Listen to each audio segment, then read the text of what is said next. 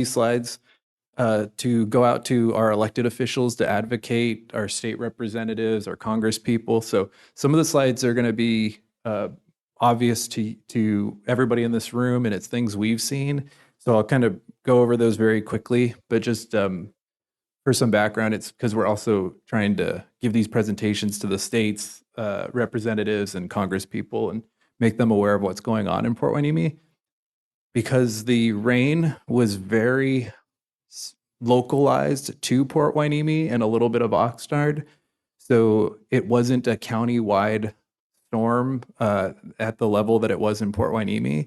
So we're finding that a lot of people, if they lived in, Thousand Oaks, we're almost like, what rain are you talking about? So a big part of what we've been doing when we've been going out to do presentations is just trying to make sure everybody understands what we went through here in Port Hueneme and what we're still going through as we try to recover. So I know everybody in this room probably knows this, but we had a storm on December 21st that had more than 6 inches of rain total and an extremely heavy period early in the morning that resulted in 3 inches of rain in an hour.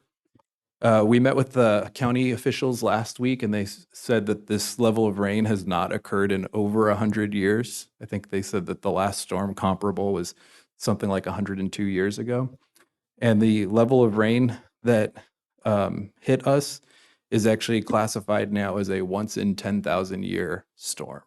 So, and again, you can see from the map that the storm was kind of a narrow band that went straight at us. It didn't really hit other parts of the county. It hit Port Hueneme and a little bit of Oxnard.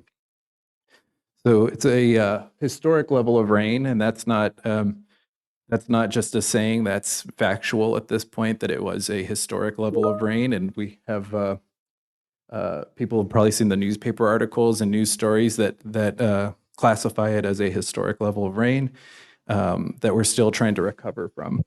The day of the storm, we had, I think, again, I expect everybody in this room remembers this, saw it, knows about the impacts. But as just a reminder, we had our several feet of water in several different parts of the city. We had water intruding into people's residences and businesses throughout the city. And we had about 100, to this point, about 190 units are structures that were damaged by water intrusion. And those are structures that we're still trying to support in the recovery phase of the storm. And so, again, when we've gone out and presented to the different agencies, and we're trying to get FEMA assistance and some of those things, and we've tried to emphasize that we've gone through several phases with this storm. We went through the preparing phase with our public works teams and different agencies staffing up and having people on hand to prepare for the storm. We went through our emergency response, and I think, fortunately, we were able to respond to what ended up being hundreds of calls for service during that period, and had no loss of life and no serious injuries, but there were several rescues. I think the latest number I heard was something like 14 rescues. So we went through that emergency period. We also were out, people may have seen us in the 3 or 4 days following, we were out with different agencies to do damage assessments. And a lot of people have asked, what were those and why did you guys come to our house? And essentially what we were doing was we went out and we immediately photographed all the damage that was being reported. And we went out and got that and then submitted that to state representatives and FEMA with the goal that if the amount of damage that they saw would trigger them to provide assistance. And so we've had some positives from that, where we had the state recently announce that they're going to provide some assistance that we'll talk about. We're still working to try to get FEMA to provide assistance, and we'll talk about what's going on with that too in a moment. So we went through all those phases, and then the phase that we got to after a couple of days is the phase we're in. It's the phase that we're when we go to the representatives that we're talking to, we're telling them we need their help with this phase, and it's the recovery phase. After the immediate response and damage assessments, typically what happens is in most emergencies of this type of impact is that FEMA will declare a federal emergency. And then at that time, then FEMA actually shows up and provides assistance in the recovery. And we've been pretty open about it when we're talking to the different representatives that hasn't happened. And that's been the biggest frustration. And it's the biggest gap in the recovery is that FEMA has not responded. They have not initiated yet. We think we know why. We're working with other the representatives and everything to try to push to try to overcome it. But the general belief at this point is that because it only impacted Port Hueneme and a small part of Oxnard, and it wasn't what they call a regional emergency, and because at this point between Port Hueneme and Oxnard, we're up to about 420 units damaged, and FEMA typically likes to see closer to 1,200 units damaged to declare it kind of a regional emergency. That we're trying to push our representatives to push FEMA to get past that and see the level of damage, which is why we've been presenting some of those images and things, and the severity of the damage versus strictly how many units damaged. So we're working on that now. We've been meeting with all the representatives trying to get FEMA to declare the disaster, but we're pointing out, and the county's pointing out, and the city of Oxnard are pointing out, that is a gap at this point. And that's where I think in the past with emergencies, people are used to, even with something like, I know it's a bad comparison, but Hurricane Katrina, this was the point where FEMA stepped in and got involved. We're not getting that response from FEMA at this point. So we're still working on it. Tonight at our council meeting, we are asking the council to approve a letter that we're going to send to FEMA, making these points and asking them to make the declaration that this was a disaster. But that's the challenge at this point. So we talked a little bit about this. We have, at this point, over 420 structures impacted per our latest counts. Also 644 vehicles impacted, most of those completely totaled due to the storm. So again, these are points we're trying to make to our officials about how severe this damage was, even if it was only impacting a small portion of the county. And when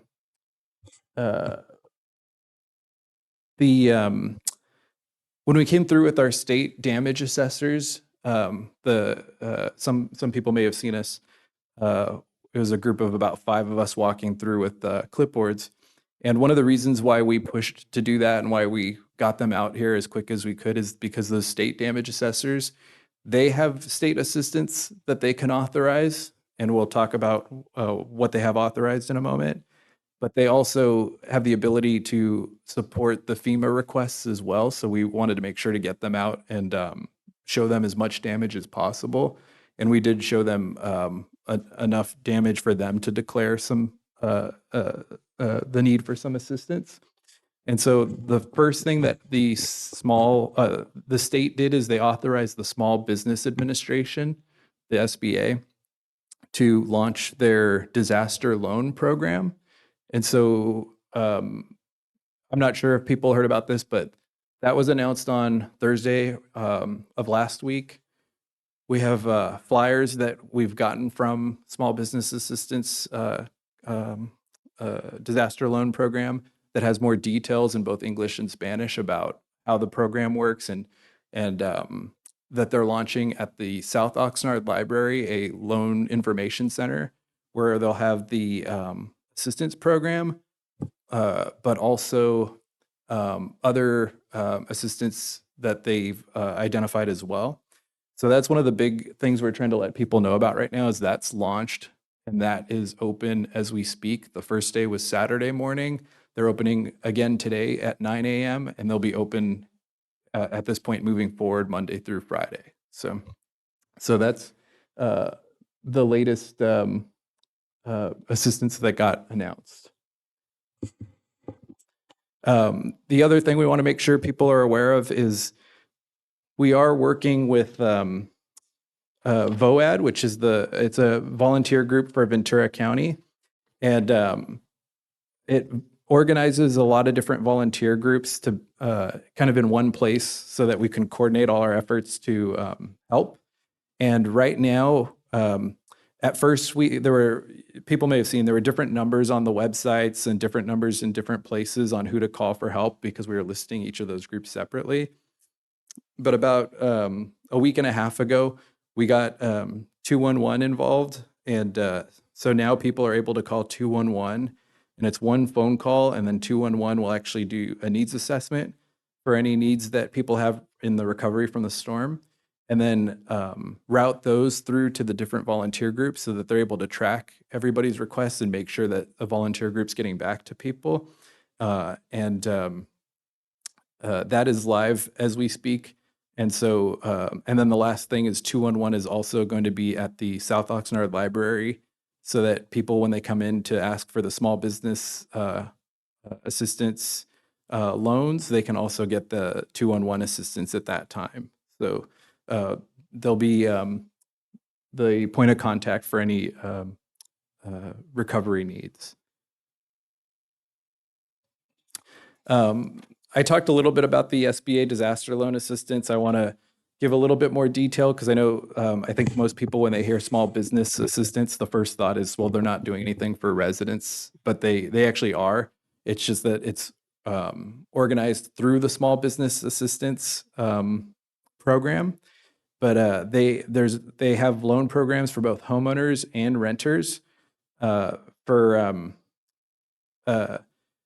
The loans that they offer have a 1-year period where there's no interest, and the loans can be repaid without any interest or any cost. And part of that is, and this is something we wanted to explain to everybody, is the reason it's set up that way is so that if FEMA declares a disaster, for example, or other assistance becomes available, if somebody gets assistance, they can then sort of cancel their loan, for lack of a better word, and they can just take the assistance, and they have a period where there's no interest and no penalty or anything for canceling the small business assistance disaster loan. So we're encouraging people, if you are looking at your property or as a renter, if you have loss of personal property or vehicles, you can go qualify for an SBA disaster loan at South Oxnard Library now. And if more assistance becomes available, and when more assistance becomes available, you'll still have the option then of canceling this and then having other assistance. So we're encouraging people to really look at it. I think we've had a lot of response from people saying, well, I don't really want a loan. I'd rather wait for other assistance. But it's a good, for lack of a better word, it's a good backstop. It's, you can go through that program, get the assistance, and if you end up not needing it, then no harm, no foul. So we want people to know about that. For homeowners, there's loans for up to $500,000 available at very low interest rates. The flyer has more information, but I think one of the interest rates is 2.8%, so much lower than otherwise available right now. For personal property, for renters, personal property or vehicles, there's loans of up to $100,000 for renters. So again, we have more information on the fact sheet in the back. We have it in both English and Spanish, and they are opening at 9 a.m. today at South Oxnard Library. So as of today, you can get that information and go through that process and apply for that help. And so for us, we wanted to talk a little bit about next steps and what we've been doing for really the last probably 10 days and what we expect to be doing for probably the next 10 days is we've been going out, meeting with Congress people, meeting with Board of Supervisors. We spoke at the Board of Supervisors meetings last week, getting the damage assessors out for the different programs. And we expect to keep doing those things because what we are working on at this point moving forward is trying to get the most state and federal assistance that we can possibly get. I mentioned that we're trying to send a letter, and we're sending that letter, or we're trying to approve a letter to send, and that is a letter that's going to advocate for more state and federal assistance. And then, and we'll be providing updates as that goes along because there's a process to it. And as part of that, even if FEMA doesn't come through, there's been some unique cases with unique emergencies where the state has provided some assistance to residents. So we are also advocating for that at this time as well. So we're working on those. We've been working on those, and we'll continue to be working on those for the time being, and we'll be updating people as we get more word on those. And then the last slide, and then we'll take some question and answers. The last slide's related to a specific situation at Hueneme Bay. So I don't know if anybody has this issue here. There were people who had garage doors damaged, and we're going to talk a little bit about the claims process for people to file those claims. But I don't know that it's a topic here, so I'll just say if anybody is interested, that we are encouraging people to file claims if they had that situation. And the claim forms are available here at the city and can be submitted. So that's sort of the update on where we're at and what we're trying to get, what we're trying to do next. And so with that, we're happy to take any questions, and we can open up the floor to any questions. We have the police chief here, and do you want to talk about the patrols a little bit, or just kind of the response? Sure.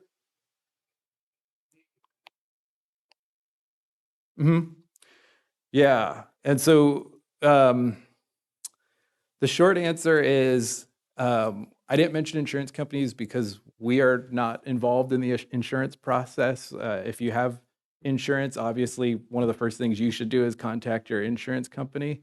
I think what we're hearing from most people is that, and sort of rightfully so, but most people in Port Hueneme did not have flood insurance when this happened. And so the insurance companies have not been very helpful to this point. And I think I've heard of one person getting their claim accepted in the city out of the 188 or so damaged structures. So car insurance is a different story. We are hearing people who have comprehensive car insurance getting their cars covered. So if you if you lost a car or had a car totaled because of the storm, it is worth calling your car insurance if you haven't already. And even if you have home damage, I still think it's worth calling your insurance, but we're just hearing that a lot of the home claims are not covered unless you have flood insurance, and most people in our community did not, because this is not a normal occurrence and not something that you expect living in Port Hueneme. So do you want to speak real quick and then we'll take questions? Yes, folks. Since the storm, I think some of you have seen the high-profile patrol of police vehicles. It's not only just police department employees. There's other city employees that are stepping up. Other city employees that are stepping up to help with keeping an eye on the neighborhoods. It's not only myself and even detectives in unmarked cars up there, but you will see more marked vehicles during this time. And if you've heard, we did have a couple of incidents, primarily in the Hueneme Bay neighborhood, where we did catch a couple of, in one case, it was a thief who was trying to do more than, or hit more than one location, where he was observed by not only one of our personnel in an unmarked vehicle surveilling him, but some of the residents may have delayed in reporting. That ended up turning into a foot pursuit, and that suspect got into custody. There was another one recently, too, up in the neighborhood, too, which was good. I will remind everybody, see something, say something, and if you see something suspicious, call, because in this case, it was resident generated, and when the officers got on scene, the subject fled, but was eventually apprehended. So we do remind folks to do that and watch out for each other, and keep an eye on everybody's neighboring properties. And we'll continue the diligence with that out there.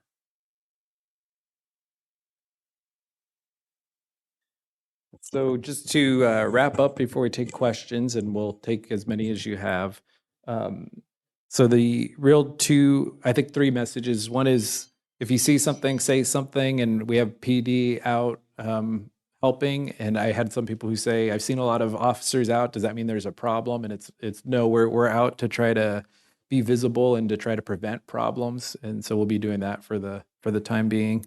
And then, like I said, the two programs that we just want to make sure everybody is aware of and understands because things have changed and shifted over the last month. But the 211 program for anybody who has any needs, call 211, and then that way it all gets coordinated through all of our volunteer groups and tracked, and we know that we're getting back to you and that that you're getting assistance. And then the announcement of the SBA disaster loans and that process opening today at 9 a.m. at the South Oxnard Library. So those are the three real takeaways that we wanted to talk about. But with that, we can take any questions. So the city offered hotel vouchers the day of the emergency to the families that were in the shelter. And for the purpose of, it was the week before Christmas. There were, people's families weren't here for them to stay at. There were just a lot of factors. So we offered 1 week stays to those families. At this time, the city doesn't have a hotel voucher program, but any requests for assistance can go through 211, and then 211 is working with all the volunteers to try to address individual situations. And I am aware of just in the last week, for example, people getting assistance, but it's not necessarily a hotel voucher. So, yeah.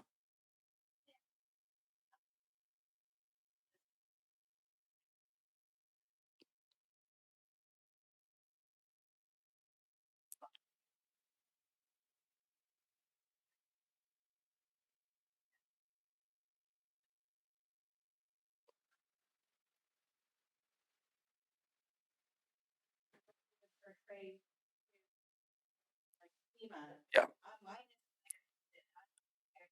Yeah. I could speak to that. And that's a good question that I'm glad you asked because I think it's something that's frustrated a lot of people. So the day of the storm, we pulled in a team of damage assessors, and it was our people, county people, and state people. And they went out immediately and tried to find all the damage, document it, and send it to FEMA. And so at that time, though, the only and there's literally 3 boxes you can check when you take pictures, and it's under this much water, between this much water and this much water, and above this much water. And I think different. FEMA has one standard, we have others, so I might be mixing it up, but I think it's something along the lines of major is over 18 inches of water in the house. Um, um, Minor is 6 to 18, I think. And then there's another category that's just affected, which is just any water in the structure. And so they went out and they took the pictures, and based on what they saw, they had to check a box per FEMA requirements. And so we've heard a lot of people say, hey, the box that was checked at my house was minor, and it was not minor. It's substantial damage. And we have tried to have some of those conversations with people of like, we understand, we're not saying it's minor. When we've been going to the different Congress people and things like that, we're showing them pictures and showing them, how many structures had 6 to 12 inches of water too. But that conversation was simply what category does FEMA categorize it as? And so I think at this point, we talked about having 180 structures damaged in Port Hueneme, or that have reported serious damage in Port Hueneme. I think it's something like 60 of them met the major classification per FEMA. But that, we're making the case that like that's their classification. We're seeing people who have lost everything, and we're seeing people who's had to tear their floor out, whether it was 10 inches or 18 inches. So we're trying to make, I guess, to the point you said of like you want to make sure that it's represented to FEMA correctly. We are trying to do that, and we are going to meetings with them and saying that sort of the arbitrary, 3 boxes to check doesn't really tell the story here, and that's why we're going through and trying to show them the different pictures of what we saw and things like that. So,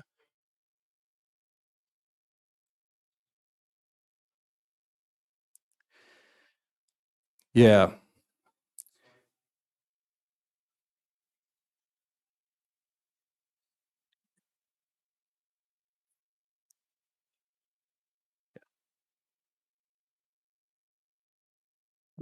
That's a very good point. And we started that process, but it is one of those ones where in the future, we're going to need everybody who's been affected by this to also help us advocate to change the rules. One of the points with FEMA, and I had it in the long slide, but I don't want to go word for word, but the FEMA system's outdated. It was written before, and, the impacts of climate change, it was written before these storms when they used to actually be once in 10,000 year storms, but they're not once in 10,000 year storms anymore. So we started that process with working with the Ventura County Board of Supervisors last week to uh, start advocating for FEMA to change how they perceive this and change what we're calling the archaic rules of FEMA, to be able to better respond to these in the future. And so we don't have another emergency like this where they say it still doesn't meet their criteria. So we're working on that. The boards sent their letter to FEMA to ask for that change. We are hoping to send that tonight, to start asking for that change. But in the future, it's probably going to take all of us to start asking for that change. So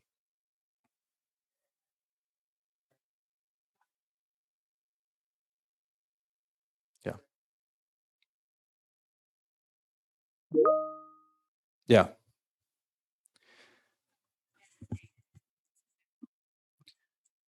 Yeah, I hear you, and I apologize for that. I think we've talked, we kind of debriefed afterwards, and it was maybe people were still in a little bit of shock and everything, but we talked about the fact that what FEMA classifies as major is not the same thing the average person or I would say is major. So that we need to be aware of that. So, but we heard it from a few people, so I understand, and we'll try to address it. Hmm. Yeah. Yep. Yep. And that's where, like we said, going back to that slide with the images, when we're giving these presentations, we understand and we agree that we have one with a Christmas tree there. What they see as a box that's checked or unchecked, we're trying to make them understand like this was the weekend before Christmas. This was people's holiday plans. This was everything just, being wiped out. So we hear you, and we're trying to make that point as well. Yeah. I can't hear you.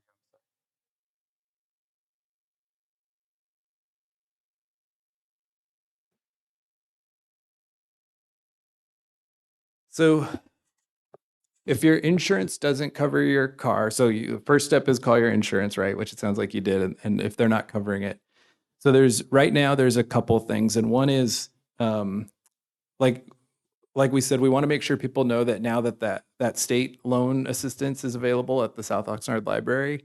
So that's available right now. So you could go submit for that right now, but it is a loan, so we have to just make that clear.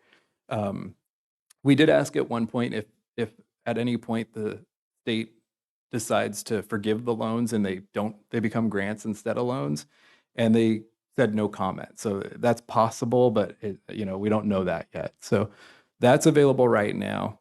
The other thing that I think maybe more what you were talking about would be if we can get the FEMA assistance, or if we can get the state to give like a substitute for FEMA assistance, that could potentially be covered, or that would normally be covered in that type of assistance, but that's what we're working on. that FEMA hasn't committed to yet at this point. Mhm. So if you weren't able to report damage, what you can do is you can email. I meant to have a sign-in sheet and didn't. But you can email us at your address, and we can make sure it's on the list. At this point, not everybody had to report their damage because we anybody whose house we went into, we reported it. So if somebody from the city, somebody from the county, somebody from the state has come to your house, it's already been reported.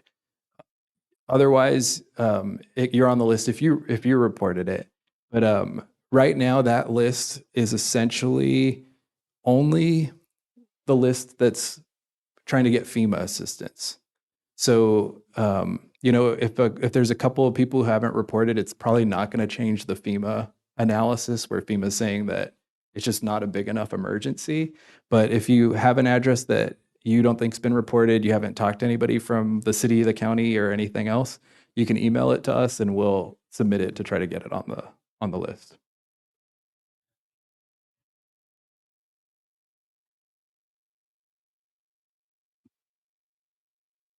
Mhm.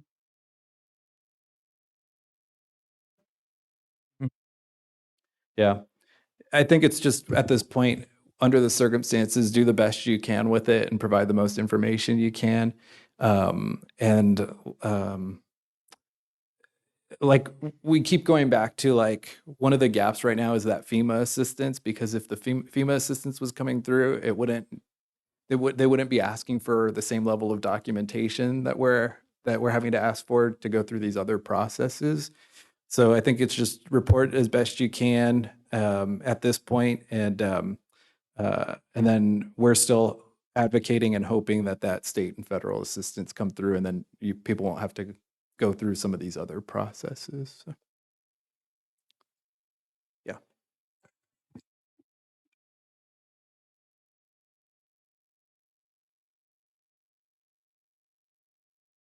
thank you.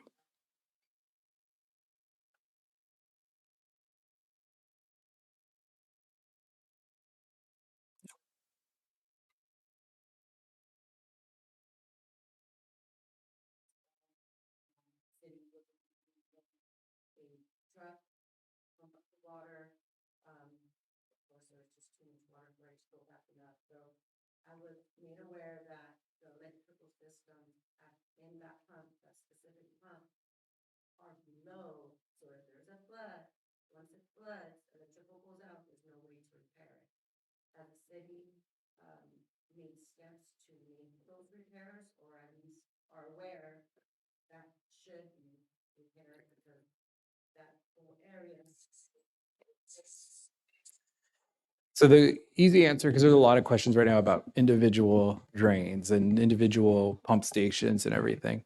And the easy answer is we had our crews out and we were checking them during the storm. And there's one pump, for example, that went for 11 hours straight to try to just keep moving water, which is not normal. And, uh, it was so much water that some of the pumps were pumping and there wasn't anywhere for the water to go. That was another thing that was going on. But we had our crews out trying to keep all those, make sure they were all operating, getting them, bringing trucks in, like you said. And I was out on Surfside at, I think, 10 that night. We were still pumping from a truck to get water out into the creek. And so we've been out. We were out during the storm doing that. We've been out since the storm, making sure everything's still working, making sure that they're ready for the next one when it happens. And probably, I don't know if this was your direct question, but like, the fact that it's below the ground, that's the case in a lot of areas. Um, we've talked a little bit about like just like we're advocating with the county and the state, the fact that um, these storms are happening more frequently and more severely than in the past, that we need to start looking at some, what are the long-term changes to the system. So we've been out maintaining, making sure things are ready for the next storm, and we're starting to talk about long-term, what do we do to be prepared for these storms in the future. So I think uh, we are working on that, and then um, uh, we're advocating with the county and the state to also make changes moving forward. Yeah.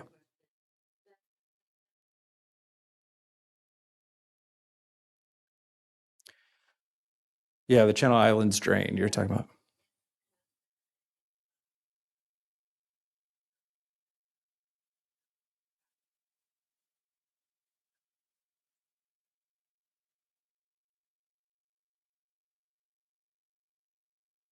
Yeah, that's so we've been so let me back up, and because I didn't go over this much, so I don't want to jump in the middle, but the Channel Islands drain, which is the one on Channel Islands that everybody has driven by forever, and we sort of all just get used to it. But the Channel Islands drain is a Ventura County flood district drain. So what was being stated is the comment about it's not a city drain, so we don't typically maintain that drain, and we're not the agency necessarily that would make like long-term plans for expansion or anything else of that drain because it belongs to the county. Um, so just a little bit of background on that.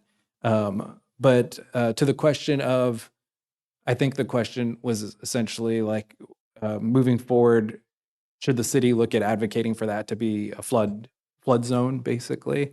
And I think my immediate reaction is there's some drawbacks with that too, because it does mean people have to get flood insurance, and I've seen cities where people aren't able to get insurance and they lose insurance, and there's like some complications like that. But that's something we can look at. We haven't looked at it yet coming out of the storm. So, but one thing we have looked at was we were looking at doing a kind of informational campaign and flyers and things in those neighborhoods, reminding them because there were a lot of structures that were really impacted, and then right like the street over, there would be a street where there was nothing impacted. So we're trying to get the word out, maybe to some people, like the people who weren't impacted, that they could be impacted next time, and that they should take this as a get ready for it and get flood insurance. So, but that's something we can look at, is the idea of maybe looking at our flood map again and changing it based on these storms happening more frequently. Yeah.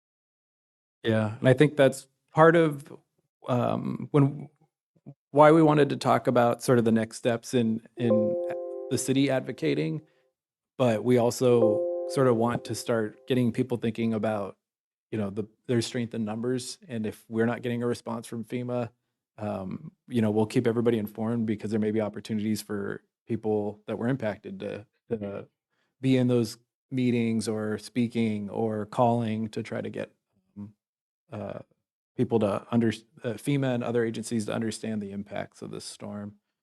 Um, to the first point you made about the property tax, there is a process that's not, or that's fairly typical after emergency situations, for people to request a reassessment of their property.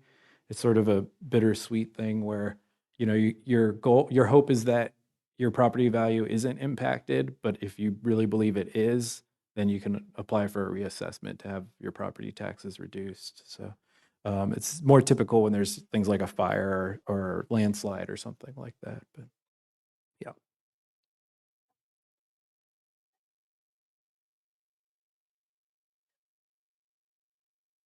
thank you, thank you. Trash guys.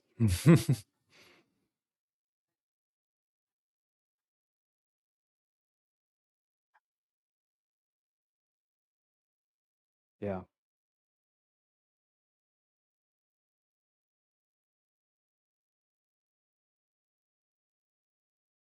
thank you.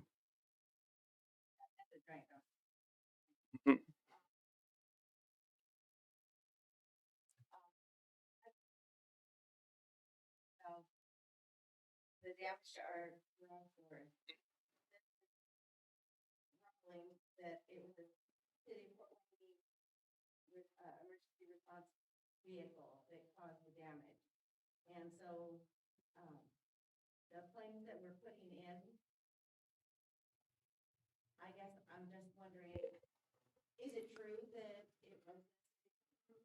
So we've heard the same thing, and we've seen a video with that some people may have seen that shows a police vehicle going through quickly to respond to. We did have some emergency rescue situations, and so we had responded actually to the one of the neighbors in the farthest corner where the water was the highest. So we've heard that, and so what we've kind of tried to immediately get the word out that if you believe your garage was damaged by that, submit a claim right away. We've gotten the word to our insurance company, and we sent them the video that was circulating and said, be fully aware of this and please expedite your claims process. It's I try very hard not to speak in like government speak, and this one is hard because I still have to speak a little bit in government speak because we know that, but we don't know everything else. And so the claims adjuster is going to go through it and see if there's anything else. At first, when it first happened, we heard that it was the giant $350,000. I think the sheriff's department has a response vehicle that I guess went through too. So that was what we heard at first, and then we heard it was our vehicle and there was a video. So at this point, if it is, then we're expecting our claims adjusters, our insurance company to find that, but they're going to be able to look at everything. And then the other reason it's hard to comment on right now is that, like, it's pretty easy to see which houses had the damaged garages, and maybe this wouldn't surprise people. The claims that we're getting will be like on the other side of town saying that somehow caused damage to their property. So, so it's like harder that we can't just say like, we're gonna handle these ones. We have to have the claims adjuster go through and actually find if it's related to that and if the city vehicle is responsible or not. So we're going through that. We also met with the claims adjuster last week and we asked them to contact everybody. So hopefully you got contacted and to tell them that repairs can be started right away without risking losing your claim, that they've already documented everything. So we're trying to get the process moving quick and then letting people know that they can fix it and still have that process happen. So, yeah.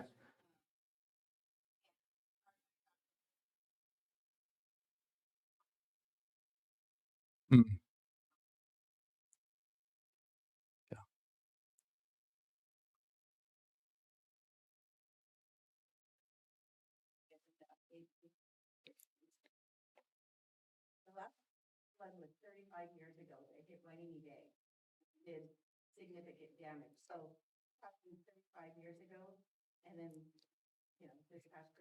Doesn't seem like a 500-year, yeah. Yeah.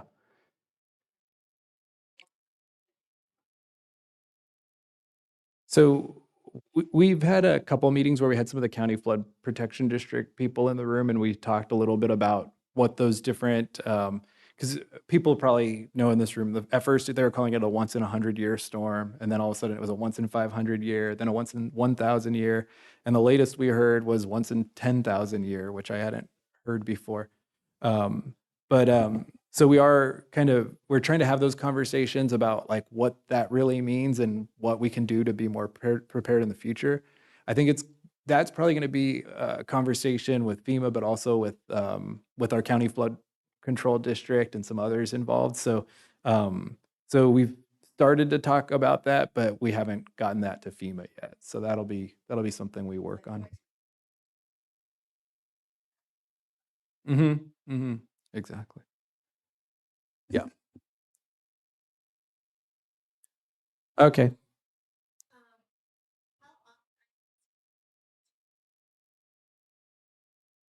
Mm, mm. Twice a week. We're meeting with them on Tuesdays and Fridays. So I'll be meeting with them today. Um, I think the latest count we had for Port Hueneme was, I think there's 288 requests right now. So it's going to be sort of an ongoing process, and they're coordinating with all the different volunteer agencies. And so when they get a request, they sort of put the alert out to the agencies that they think can help, and then there's just a process. So I will be uh, and let me make one more point. So they have 288 requests from Port Hueneme, and starting today, they're going to start calling Oxnard and finding out what needs are there. So we probably will end up with something like 500, 600 requests pending. So it's not something that it's something we're actively working on. We're coordinating. We're trying to get other resources involved, but this isn't a simple solution, and that's where for us all these points are ones we're making to FEMA of like, you classify this as minor, but for us, we have 600 people a month later who still need help. So, and that's just with the point we made of normally this gap doesn't happen because normally FEMA fills that gap. They just aren't doing it this time. So we're having to rely on volunteer groups, and we're having to try to look for ways to like partner with different groups to try to solve it. Whereas if FEMA gets involved, they usually just start cutting checks to people. So that's the challenge right now. So, but we meet with them Tuesday and Friday. We go through the pending requests. We go through what agencies we can pull in and get involved. So we're working on it. Yeah. Yeah.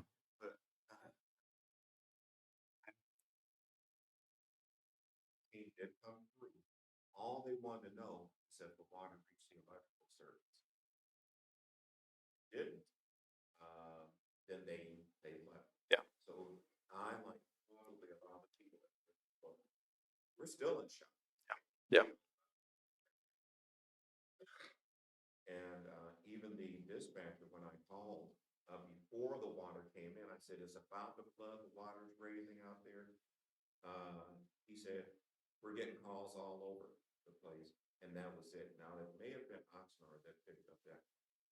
Second question: is there a possibility that someone could come out and assess the damage? So Thousands of dollars yeah. out there, and, Yeah.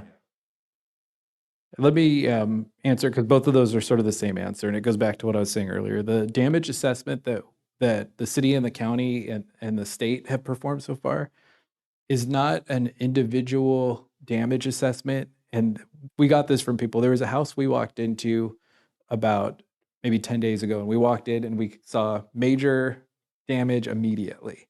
And so you could literally walk in the room and you saw where the water line was, 4 feet high. And we said, major, we don't even need to see anything else, check the major box.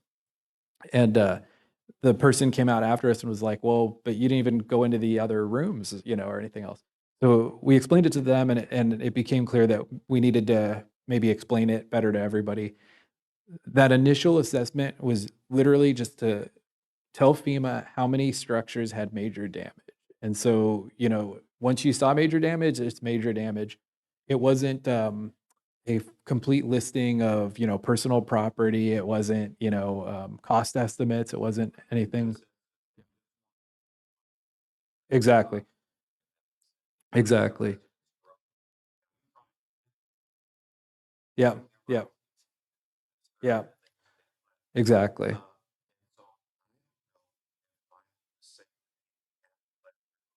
Hmm.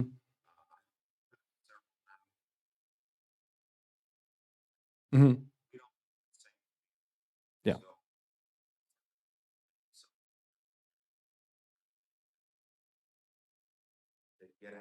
Yeah. So I'm gonna ask, and I was saying I meant to bring a sign-in sheet, and oh, is it okay? So I'll ask you, and then I'm gonna ask Charles, who's sitting right next to you, if you could let us know the address, because we can follow up. I think this recovery has phases, and one of the next phases we're getting to, like originally it was kind of getting water out of people's houses and making sure we, got people to hospitals and things that we needed to get to. And I think the next thing we're starting to hear now is, long-term potential impacts. So if you can get us your address, we have a meeting with our code enforcement team on a related topic, so we can talk about what ability the city has to come back and review those. Yep. Mhm. Yep. Yeah. Now I recognize you from the video because I saw that on the news. Yeah. Yeah. After that, for about a year, anybody live near Hemlock, near Patterson area? You will notice that they dug up the street, and for over a year, they had giant piles of rocks and sand out there. Hey, man. Another They Lake had Hemlock. giant piles of gravel. They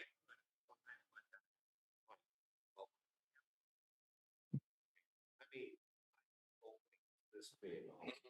And since then, the last El Nino, 27 years ago, it has never flooded. Prior to that, we used to watch the water raise out there. We're young, we thought it was funny, until it came into our home. So I think there's some responsibility to share with the city of Oxford as well, because they put the pipes in there and then it still flooded.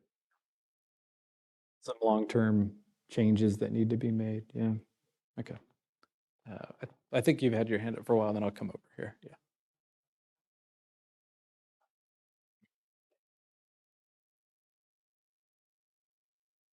Yeah.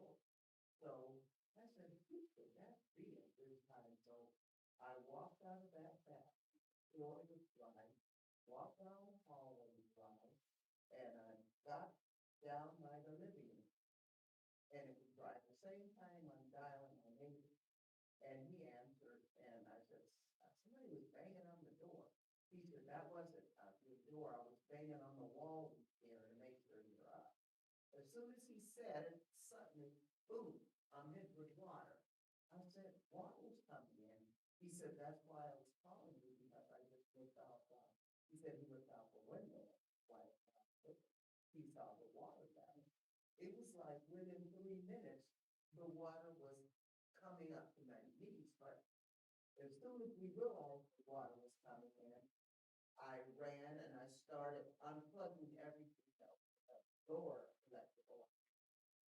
And, my neighbor told me that the upstairs neighbor from him in the condo told us to come upstairs to higher ground. I got my granddaughter and the third, and by the time we got up to the front door, the water was up to here. Opening up the front door, my first thought was reaction was, this reminds me when they open the door and the pipe running in the water right. I'm trying to get out. I push her out. Couldn't get the door shut because the force of the water. My neighbor had to wade back and help me shut the door. Then we had to hold on to the top of the stairwell that led upstairs and wade through to get to the front of the steps to go up. But what I saw sitting on the steps that lead up to the porch of our house, the water was so high, our car was sitting up on it, just sitting there. So we made our way up there, and we stayed up there for a few hours, and once the water subsided some, we went back out and opened up the tunnel, filled with water, and we spent the whole day trying to get mud, leaves, trash, everything out. And the next day, we, went over there, we went to the garage to check my car.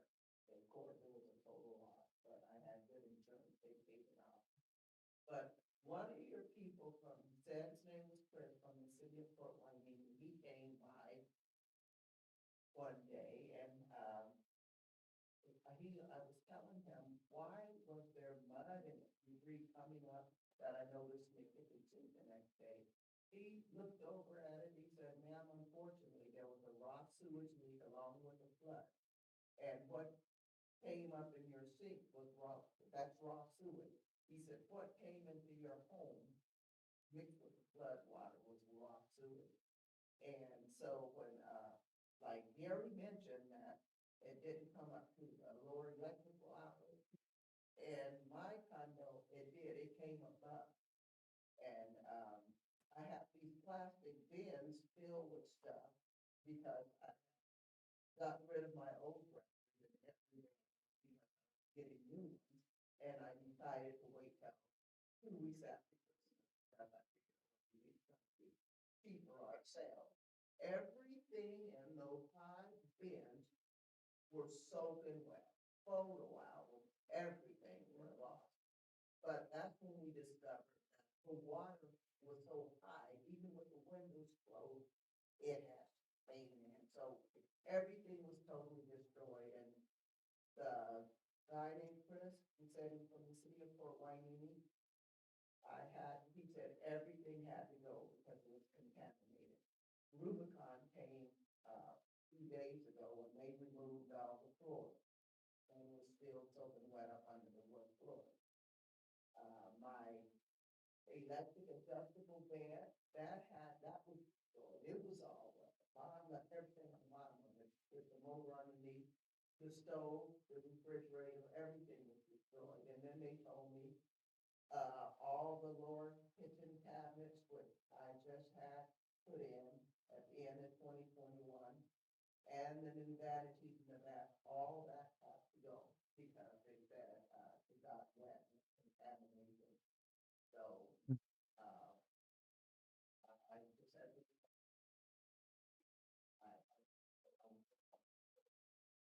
I think if you can leave your address, we can take a look. Our staff aren't advising people on, what needs to go or anything like that. So I'd like to know sort of, who you talk to and all that. Mhm. Okay. Okay.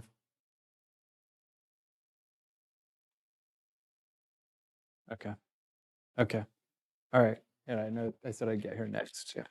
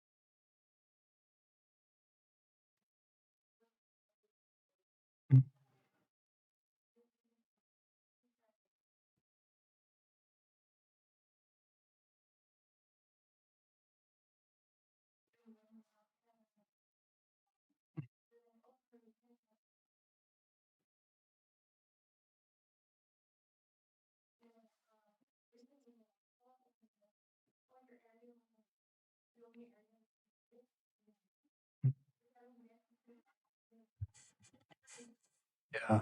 Yeah, it's not accurate either. There's several areas that were reported, so I'm not sure who said that. But if you leave your address, we can follow up with 211. Uh, mhm.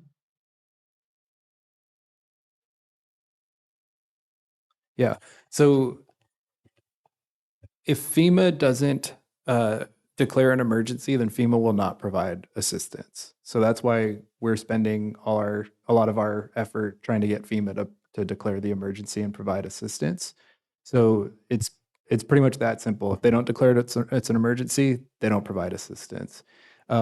Like we said in the presentation, there's other things we're working on, like trying to get the state to provide more assistance too. But for us, the FEMA is the one that normally would be in this situation providing, normally they have a program where they can provide grants and those types of things.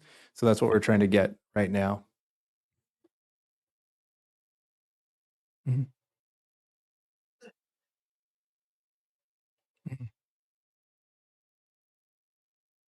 Yeah.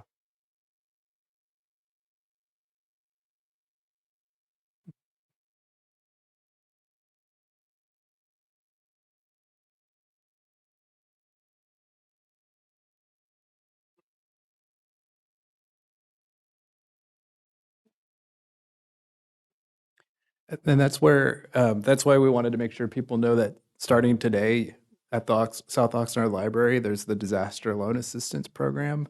And like we said, that can be applied for now. And then if FEMA comes through, then you can cancel that later. But that's sort of like the emergency bridge assistance right now to try to help people recover.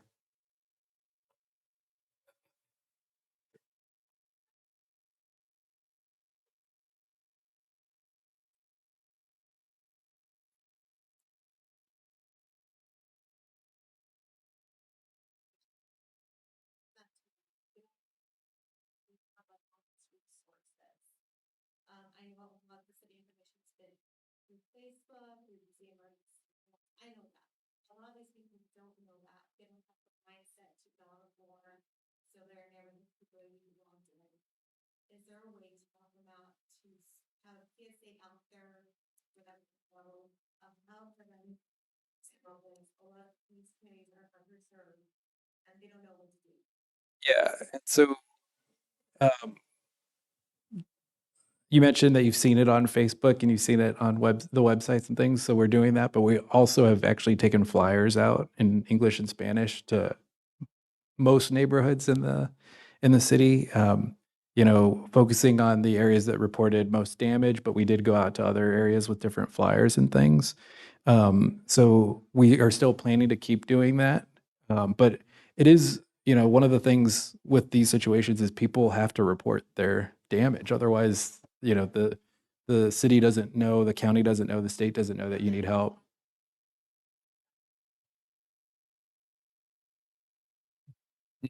And we put information out that said, like the 211 flyers we put out with English and Spanish that said that status does not matter. So we're trying to get that word out.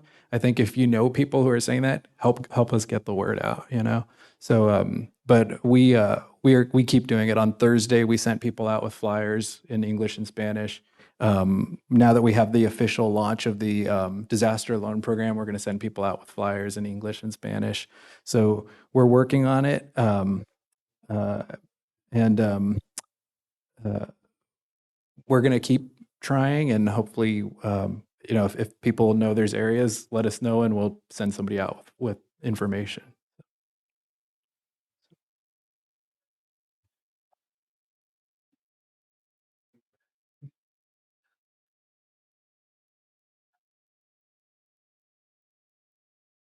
Yeah.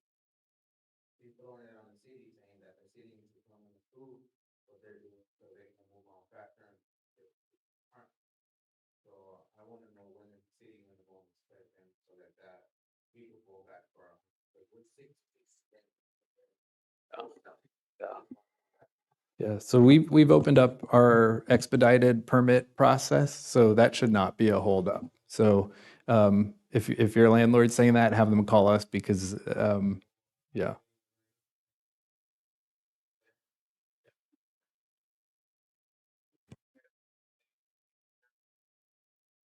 Yeah, so it's and that's that's happening a lot right now where people are sort of saying, the city's not giving us permits, but we have our expedited permit counter open so people can come in and get permits for free. We're waiving the cost of all the permits. So we're doing that right now. But there is and we've had conversations with people's landlords, and we actually have helped the landlords understand that they needed to put people up for the last couple of weeks. And there is what's called there's tenants' rights during a disaster, but the problem is that the city can't enforce those rights for you. The tenant has to enforce the rights. We would not legally be able to, sue a landlord for it. It has to come from the tenant.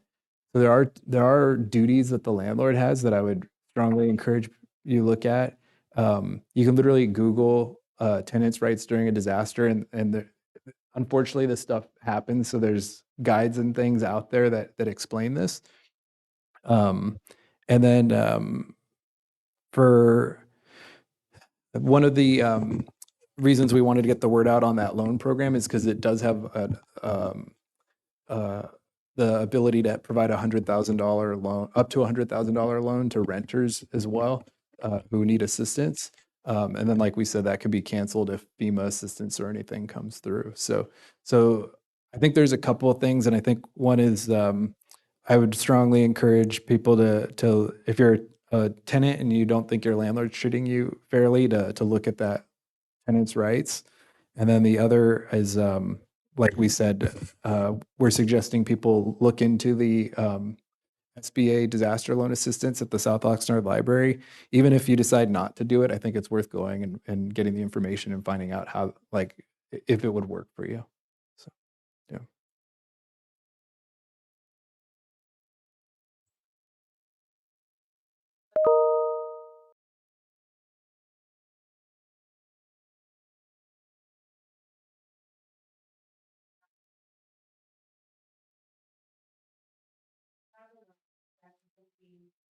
It's complicated because everybody has their own individual lease you signed with your own terms. And so we've called landlords and we've told them what legal requirements there are in general.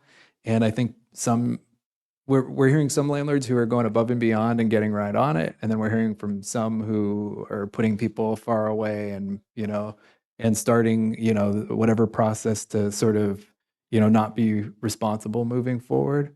So that's something we're aware of. We've been trying to help, but there's some landlords who know when we first called them and we were trying to get help, they maybe hadn't talked to their attorneys yet to figure out what they were going to do. So they were helpful, but now, at some point they're going to probably do whatever they legally are going to do to kind of move on. So I understand the frustration and I get it. And we've been trying to help and we were trying to get them to provide housing for as long as we could. But at some point, we have no legal ability to force it. Only the tenants do. So.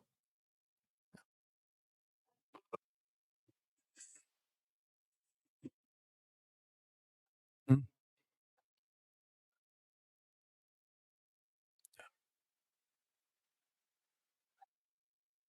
Yeah. Yeah. So we've put them several places, but for example, for the meetings today, we delivered. Wainimi Bay is a little different because we're delivering flyers to their office, and they've offered to distribute them of the clubhouse. So we did provide we provided flyers for example, these meetings to the Wainimi Bay on Thursday.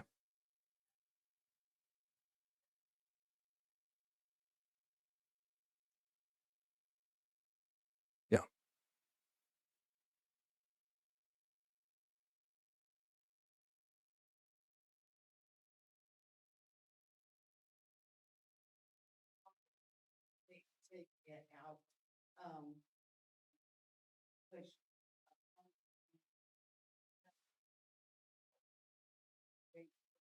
Sure. Living in the black water, and I'm concerned about the health ramifications. And then my next door neighbor, they started remediation like immediately, but they're not doing anything to address the black water.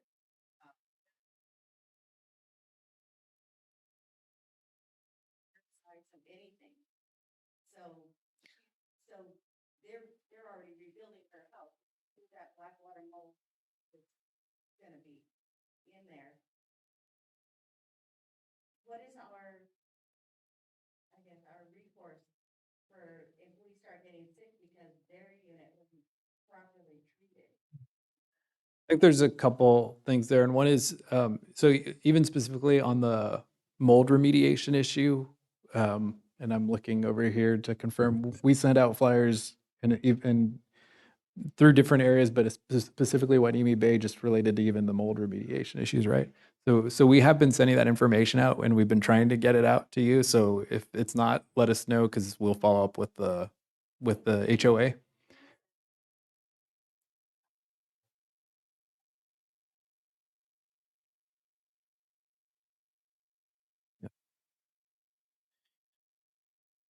Yeah. Yeah, and this is the second point is that so we've waived permit fees and we're expediting permits to help people get their repairs and everything as quickly as possible. And I think the key thing is uh, part of why we did that was to make sure that people are doing things appropriately. And so if you see work going on and you don't think it's permitted through the city, and it may be that they've gone through the process and they're expedited and maybe they're handling it and and it's just not clear. But if you have somebody doing that work and you don't think it's permitted, you could call the city and we could find out if they've permitted it or not. So, but as far as recourse, just to that last point, and this is something I think we're sort of entering the phase, I think, of recovery where there's going to be some landlord tenant issues in some areas. And I think it's one of those things where what's the recourse? The recourse would be people have legal rights to, challenge some of those things, but the city isn't able to challenge it for you. So. Add something before we lose anybody else out of the room, but um, uh, I liked what I was hearing about the response from the city employees. I'm actually very proud of the city staff here as a team leader. And I think you were talking about Juan in Public Works. He worked the majority of heavy equipment up there trying to help everybody in Wainimi Bay. These are dedicated employees that have been here for decades, stepping up. Several of them have, they live in the city, their homes are affected. Several of our employees, their families were affected and their friends. And then several of them weren't part of the initial team that was here, but responded in during the storm very courageously from all departments in the city. Very, very proud. I want to point out that I notice Mayor Pro Tem Martha McQueen-Lejean over here taking notes, sitting here with us. But if you know what's been going on behind the scenes, James is here answering a lot of questions, but since the night of the storm, he has been full pedal at staying on top of this as a city leader. But what he's also doing behind the scenes is trying to build a voice for the community, like he was saying earlier with FEMA and with everything else that's going on, trying to get the county on board. But part of who's kept their eyes and hands on our community during this, and there's been a lot of talk about the county, is your Board of Supervisors representative, Vianney Lopez, who's in the back here right now. And when I say taking a lot of notes, I think she's filled up a couple of her pages. She's helped us champion so much. And so she's back here too, taking notes if anybody would like to talk to her as well. But the work her and James and several others have done has been tremendous. And for those who may have been talking about Spanish translation earlier, mi español sueño como italiano when it comes out because I speak Italian. So, but you have two of your officers back here that are bilingual and can translate any of all the information James has thrown out or I threw out to you earlier. But Vianney's back there too for you too. She's helped us out tremendously and she's kept her hands on the community. And then we did, just to that point, all the flyers that we have in both English and Spanish as well. So any of the information we've provided is also there. Yeah.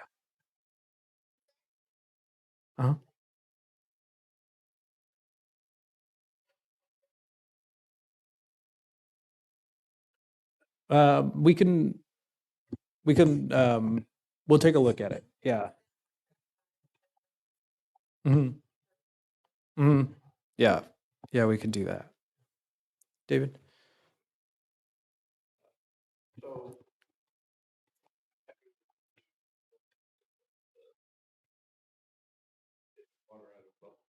Yeah. Yeah.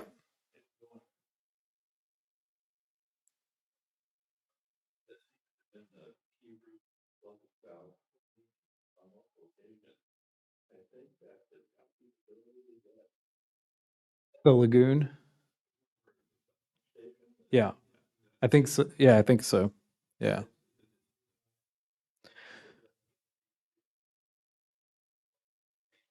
Yeah, I think uh, some of the conversations that we're going to have moving forward are going to be sort of rethinking, the once in 100 year, being prepared for once in 100 year used to be adequate, but might not be adequate anymore. So I think we have that as a follow up on our list. Yeah. And it might have been right before you came in, but we were saying that, for example, we had one of our pumps that was on that usually goes on very infrequently and very quickly, just when water is at its peak, in a normal storm. And we had it going for 9 hours, I think, during this storm, and which is not normal, and shows you sort of the level of um, this was just, a huge amount of water that all came into the system at one time that didn't leave a lot of room for anything else. Yeah. Yeah. Yeah. The system's not necessarily designed for that. Yeah. So, yeah.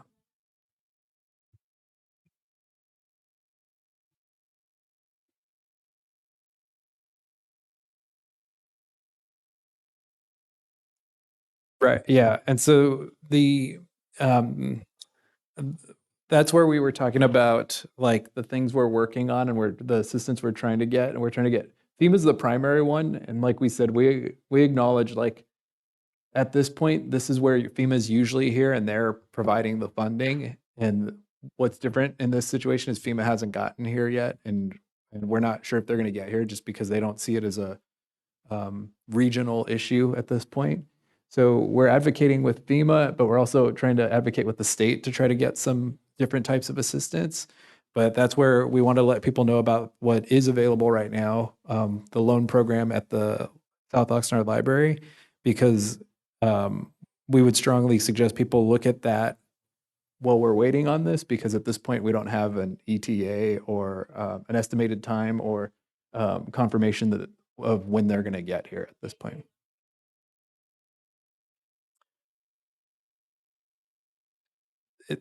If FEMA does not provide assistance, then they would not be providing that assistance if they decline to provide it. So we're trying to get them to, and the county, to the chief's point, the county board just also submitted a letter to them asking them to. So we're trying to do that, but it's not guaranteed or for certain at this point. Any of the FEMA claims.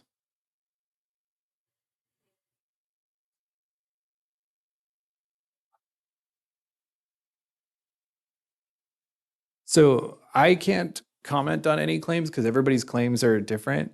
I think that just generally, what I'm going to say is there's specific things people are filing claims about, specific things like the city vehicle causing damage at their property. And that's like one category. We are getting a lot of claims that are just saying the city's responsible for the rain. And those claims probably aren't going to result in anything, because um, uh, that's just the city is not, is not responsible for, you know, the massive amount of rain that came down. Mhm.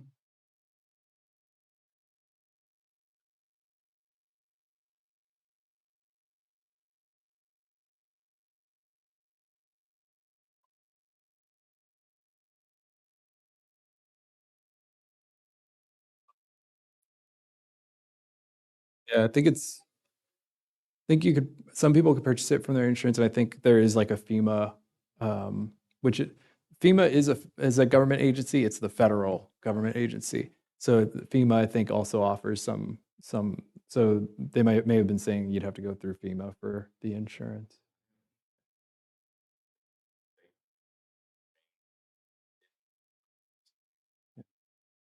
Yeah.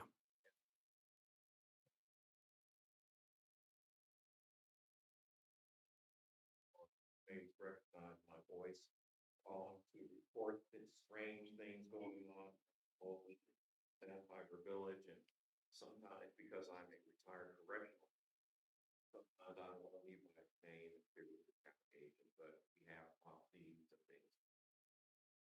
So, my question is about the city of Oxford.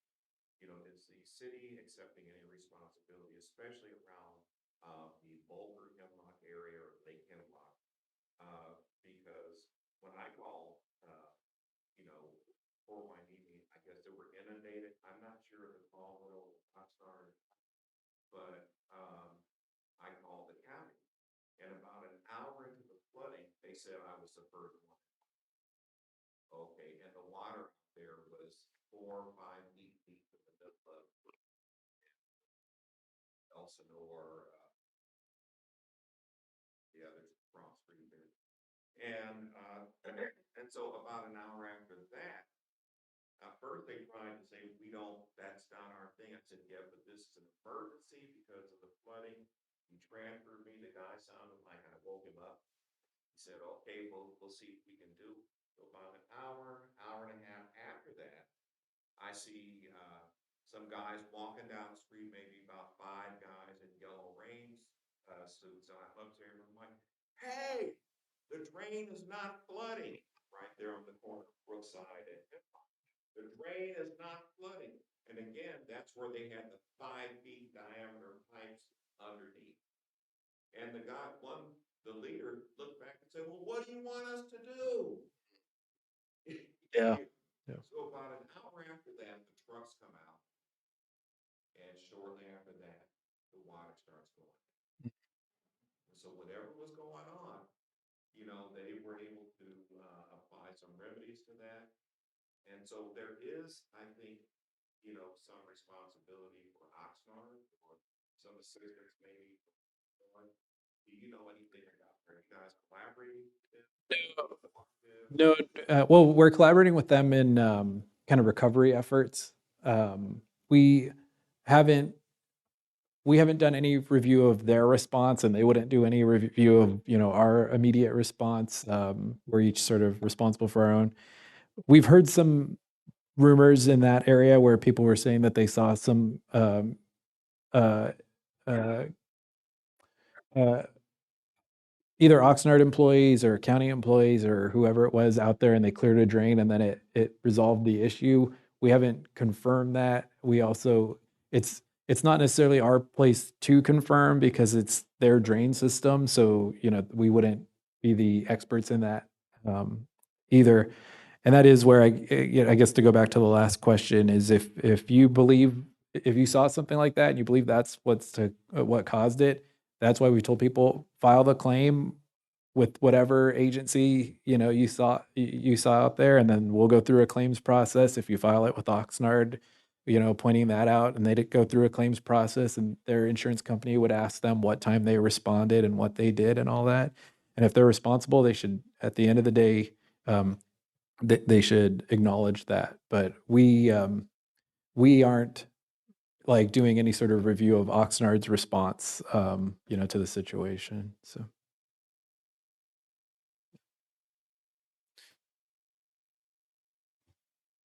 okay. And I think for us, like I said earlier, is like we've expected to start getting some of these answers, some of the different claims and funding processes in the state and the FEMA. And so we had scheduled this knowing we were supposed to get some answers, and we did. We got the California Small Business confirmation and the fact that they're opening. But we expect to get more updates in the next, week to 2 weeks. We think that's when we're going to get the answers to all these questions. So as we get those, we'll provide those on our website, on our Facebook, and on and continue to do the flyers going out to the community to try to get that information out. We expect to get more answers as we go along here. So if nobody else has any questions,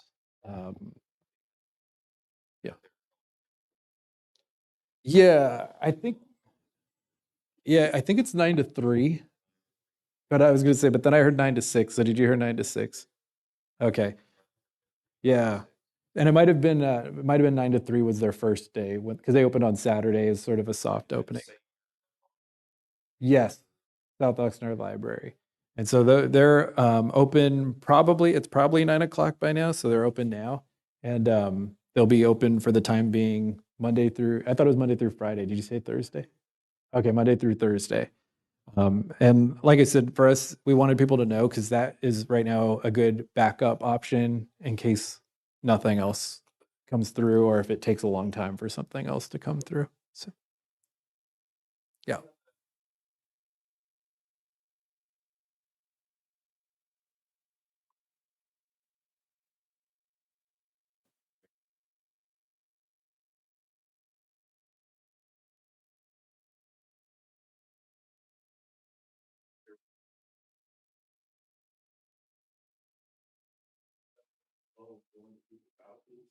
So, yeah,